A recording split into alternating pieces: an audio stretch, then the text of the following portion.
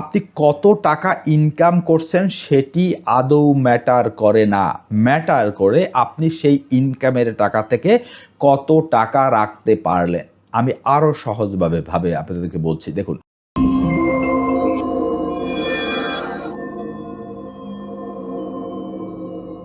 টাকার কতগুলো মৌলিক নিয়ম রয়েছে।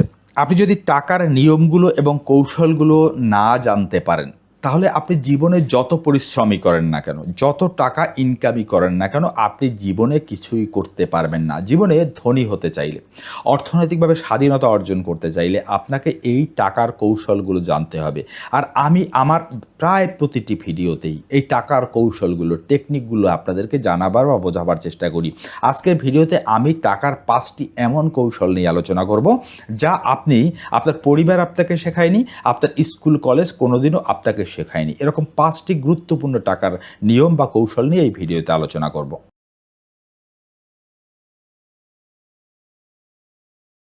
1 নাম্বার নিয়মটি হলো, if you can not buy it multiple times, you can not afford it. অর্থাৎ কোনো জিনিস আপনি কেনাকাটা কিভাবে করবেন, কোন সূত্র অনুযায়ী করবেন। যদি সেই জিনিসটি আপনি একাধিকবার কেনার সামর্থ্য না রাখেন, নট টোয়াইস, 2 বার নয়। ধরুন আপনি একটা মোবাইল ফোন কিনছেন, এটি যদি আপনি একাধিকবার কেনার সামর্থ্য রাখেন, অর্থাৎ 5 বার 10 বার কেনার মতো টাকা আপনার কাছে থাকে, তাহলে আপনি ওই জিনিসটি কেনার যোগ্য। আর যদি সেটি না হয়, অর্থাৎ একবারই আপনি কোনো মতে কষ্ট করে কিনতে পারছেন, তাহলে ওই জিনিসটি কিনলে আপনি কিন্তু নিঃস্ব হয়ে যাবেন, লোনের জালে জড়িয়ে যাবেন। দেখুন, কোনো জিনিস কেনার পর যদি সেটি আপনার অ্যাকাউন্টের উপর, জমার উপর, বিনিয়োগের উপর চাপ তৈরি করে, তাহলে ওই জিনিসটি আপনি জোর করে কিনছেন, আপনি নিজে ক্ষতিগ্রস্ত হচ্ছেন। সুতরাং কোনো জিনিস কেনাকাটার 1 নাম্বার নিয়মটি হলো, যদি ওই জিনিসটি আপনি একাধিকবার, অর্থাৎ বার কেনার সামর্থ্য রাখেন, কেবলমাত্র তখনই আপনি ওই জিনিসটি কিনবেন। 1 বার বা 2 বার কিনতে পারেন, এরকম সিচুয়েশন হলে আপনি ওই জিনিসটি কিনবেন না।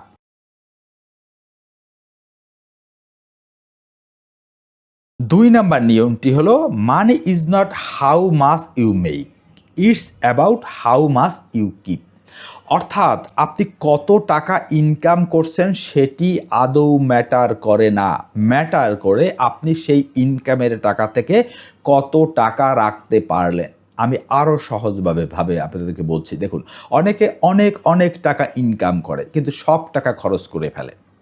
আবার অনেকে সামান্য টাকা ইনকাম করেও সেখান থেকে টাকা ধরে রাখে, সেই টাকাকে জমিয়ে কোথাও বিনিয়োগ করে, সেই বিনিয়োগ থেকে অ্যাসেট তৈরি করে, কিংবা প্রফিট তৈরি করে। সুতরাং একটা বেসিক বিষয় হলো, আপনি কত টাকা ইনকাম করছেন সেটি বড় কথা নয়, আপনি কত টাকা রাখতে পারলেন, ধরে রাখতে পারলেন, সেটি হলো বড় কথা। আর এই টাকা ধরে রাখার জন্য আপনার যেটির প্রয়োজন হবে, সেটি হলো আপনার খরচকে নিয়ন্ত্রণ করতে হবে। অর্থাৎ খরচ নিয়ন্ত্রণ করে আপনি কত টাকা ধরে রাখতে পারলেন, এটাই হলো টাকার আসল কথা।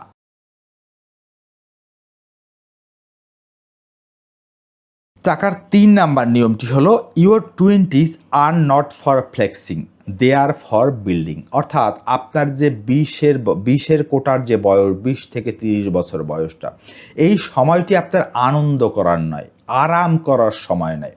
তাহলে এই সময়টি কি? এই সময়টি হচ্ছে বিল্ডিং, গড়ে তোলার সময়। অধিকাংশ তরুণ আপনারা কি করেন? এই সময়টিতে ফুটানি করে বেড়ান, শো আপ করে বেড়ান, দামি দামি ঘড়ি, দামি দামি পোশাক, দামি দামি জুতা, এগুলো আপনারা ব্যবহার করে বেড়ান। কিন্তু যদি আপনি আপনার এই 20s-এ এভাবে একের পর এক আপনি শো আপ করে খরচ করে বেড়ান, তাহলে আফটার 20s, অর্থাৎ 30-এর পরবর্তী যে জীবনটি, সেই জীবনে আপনার জন্য দুর্দশা অপেক্ষা করছে। আপনার এই 20s যে দশকটা, এই দশকটি হলো আপনার নিজের ডিসিপ্লিন তৈরি করা, স্কিল বিল্ড আপ করা, শেখা, আপনার কেরিয়ারের ভিত্তি প্রতিষ্ঠা করা। এবং সেটা যদি আপনি এই দশকটিতে করতে পারেন, তাহলে পরবর্তী জীবন আপনার কিন্তু সুন্দর হবে, আনন্দময় হবে। আর যদি সেটা না করে ফুটানি শো অফ করে বেড়ান, তাহলে কিন্তু তার ফল আপনাকেই ভুগতে হবে।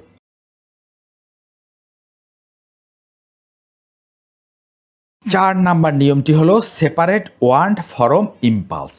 অর্থাৎ আপনাকে আপনার প্রয়োজন এবং আবেগের কেনাকাটাটিকে আলাদা করতে হবে। দেখুন, আমাদের অধিকাংশ কেনাকাটা হলো ইম্পালসিভ, অর্থাৎ আবেগের তাড়নায়। অর্থাৎ আমাদের আবেগ যখন জাগিয়ে ওঠে তখন আমরা কেনাকাটা করি। আপনি দেখবেন আপনার বাসায়, আপনার ঘরে এমন অনেক জামা, এমন অনেক জুতো, এমন অনেক ঘড়ি, এমন অনেক অর্নামেন্টস পড়ে রয়েছে যা আপনি হয়তো ২-১ বারের বেশি ছুঁয়েও দেখেননি। বছরের পর বছর আপনি আর সেটি ব্যবহারও করছেন না। এরকম প্রচুর পরিমাণ কেনাকাটা অযত্নে অবহেলায় আপনার ঘরের কোণাকাঞ্চিতে পড়ে রয়েছে। এই কেনাকাটাগুলো হলো আপনার ইম্পালস বাইং, কারণ এই কেনাকাটাগুলো আপনার প্রয়োজন ছিল না।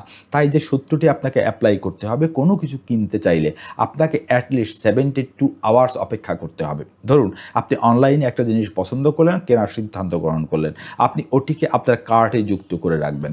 আফটার 72 আওয়ার্স যদি ওটি আপনার আবারও মনে হয় 72 ঘন্টা পর যে না, ওটি আপনার কিনতে ইচ্ছা করছে, তাহলে ওটি আপনার প্রয়োজন। আর যদি সেটি তখন মনে হয় যে এটি আমার প্রয়োজন না আসলে অতটা, তাহলে মনে করবেন এটা হলো একটি ডোপামিন, অর্থাৎ আপনার অ্যাড্রিনালিন ক্ষরণের ফলে আপনি ওটা কিনতে চেয়েছিলেন কিন্তু আপনার দরকার নেই।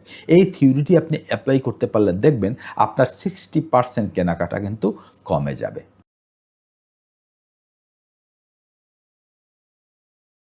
সর্বশেষ ৫ নাম্বারে যে মানি রুলটি নিয়ে আলোচনা করব সেটি হলো your income grows when you do.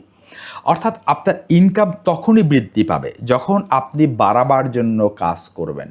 আপনি সারাদিন সোশ্যাল মিডিয়ায় স্ক্রল করছেন, আড্ডা দিয়ে সময় কাটাচ্ছেন, রাজনৈতিক কেওয়াজমূলক সংবাদ দেখছেন, গসিপিং করে বেড়াচ্ছেন, শো অফ করে বেড়াচ্ছেন, তাহলে আপনার জীবনে কখনো প্রতিষ্ঠা আসবে না, ইনকাম বৃদ্ধি পাবে না।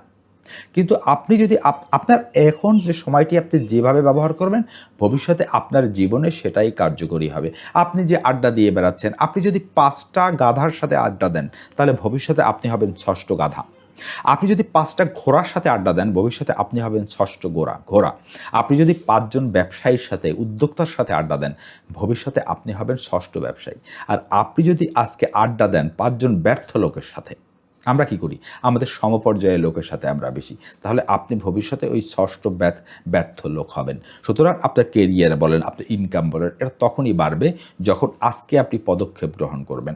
সুতরাং আজকে আপনাকে স্কিল সেট করতে হবে, আপনাকে কোনো কিছু শিখতে হবে এবং আপনার অধিকাংশ সময় আপনার এই শেখা, লার্ন এবং স্কিলের পিছনে কাজ করতে হবে। আর সেটা যদি আপনি অব্যাহতভাবে করতে পারেন, তাহলে আগামী দিনে আপনার ইনকাম যেমন বাড়বে, আপনার কেরিয়ার তেমন এস্টাবলিশড হবে, আপনি অর্থনৈতিক স্বাধীনতা অর্জন করবেন, আপনি ধনী হয়ে উঠবেন।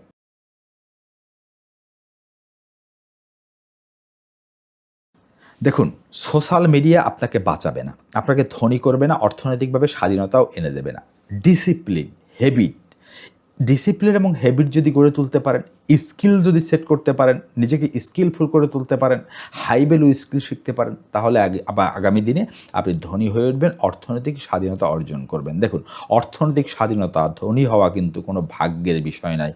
এটি সম্পূর্ণটাই একটি লার্নিং প্রসেস, একটি ডিসিপ্লিন এবং কতগুলো হ্যাবিটের উপর নির্ভর করে গড়ে ওঠে।